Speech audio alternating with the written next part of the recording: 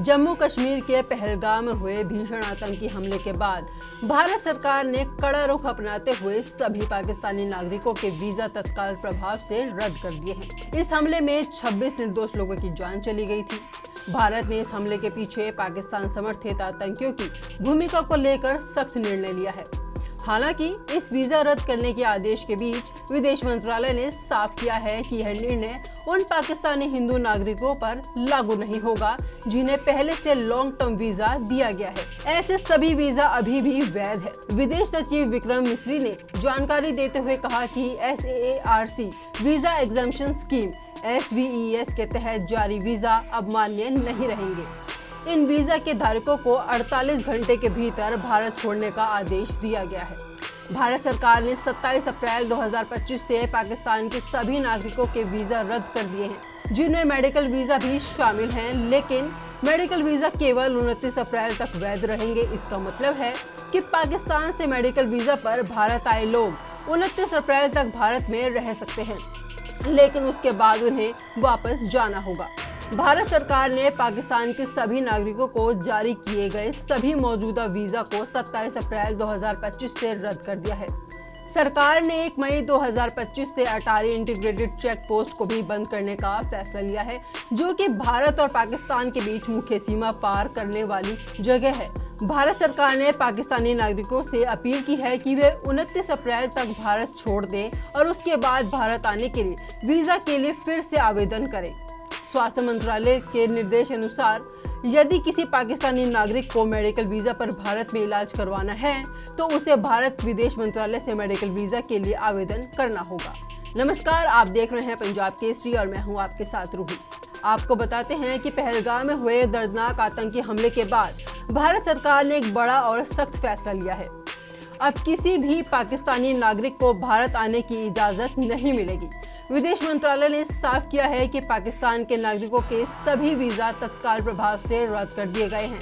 हालांकि पाकिस्तान से आए उन हिंदू शरणार्थियों के लिए राहत की खबर है जिन्हें पहले से लॉन्ग टर्म वीजा जारी किया गया था। उनके वीजा अभी भी वैध हैं। इस हमले के बाद प्रधानमंत्री नरेंद्र मोदी की अध्यक्षता में सुरक्षा मामलों की कैबिनेट मीटिंग की बैठक हुई, जहां ये निर्णय लिए गए। विदेश सचिव विक्रम मिस्री ने जानकारी दी है कि SAARC वीजा छूट योजना भी पाकिस्तान के नागरिकों पर लागू नहीं होगा।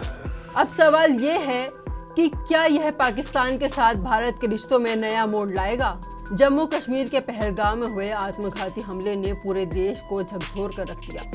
26 लोगों को जान लेने वाले इस आतंकी हमले के बाद भारत सरकार ने पाकिस्तान के खिलाफ सख्त रुख अपनाया है। विदेश मंत्रालय की ओर से जारी आदेश के मुताबिक अब किसी भी पाकिस्तानी नागरिक को भारत का वीजा नहीं मिलेगा और जो पहले से जारी किए गए हैं उन्हें तत्काल प्रभाव से रद्द कर दिया गया है। हालांकि विदेश मंत्रालय ने यह भी स्पष्ट किया कि पाकिस्तान से आए हिंदू शरणार्थियों को पहले से जो लोग लॉन्ग टर्म वीजा दिए गए थे वे रद्द नहीं किए गए हैं।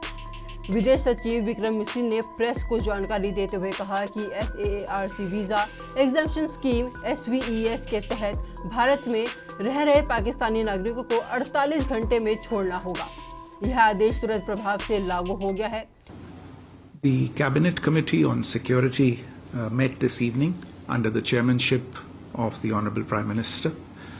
The CCS was briefed in detail on the terrorist attack on 22nd April 2025 in Pahalgam in Jammu and Kashmir, in which 25 Indians and 1 Nepali citizen were killed.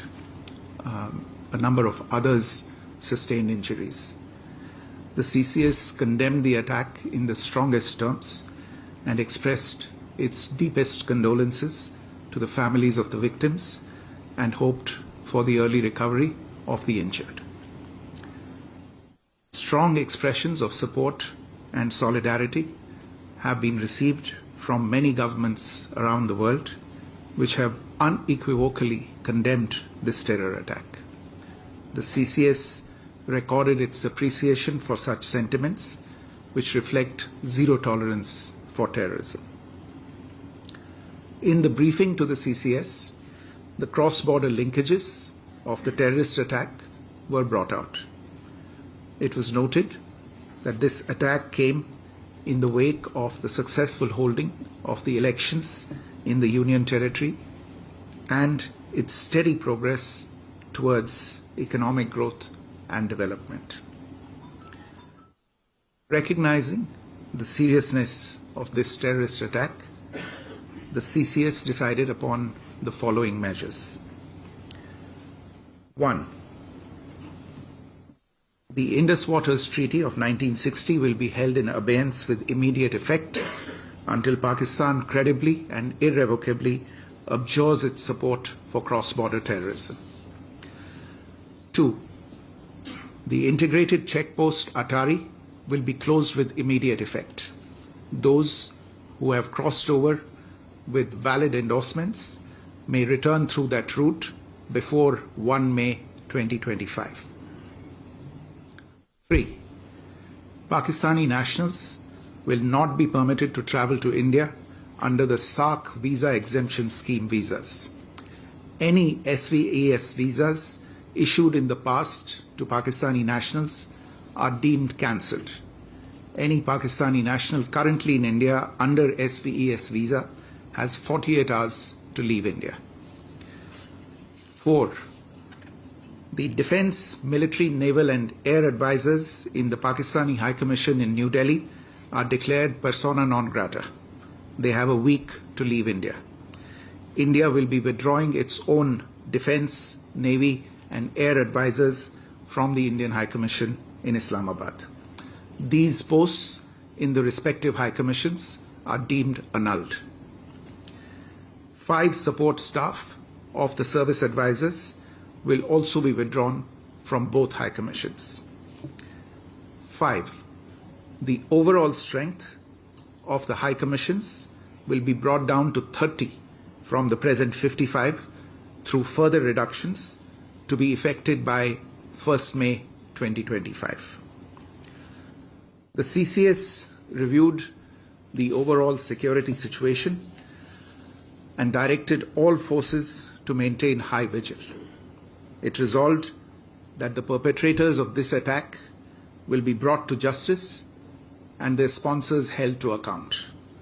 As with the recent extradition of Tahawwur Rana, India will be unrelenting in the pursuit of those who have committed acts of terror or conspired to make them possible. Thank you very much. इस फैसले से भारत सरकार ने साफ कर दिया है कि अब आतंक और संवाद एक साथ नहीं चल सकते। जिस तरह से पाकिस्तान बार-बार सीमा पार कर रहे आतंकवाद को बढ़ावा दे रहे हैं, भारत अब हर मोर्चे पर जवाब देने के लिए तैयार है। इसी तरह के अपडेट्स के लिए हमारे साथ बने रहिए और देखते रहिए पंजाब केसरी।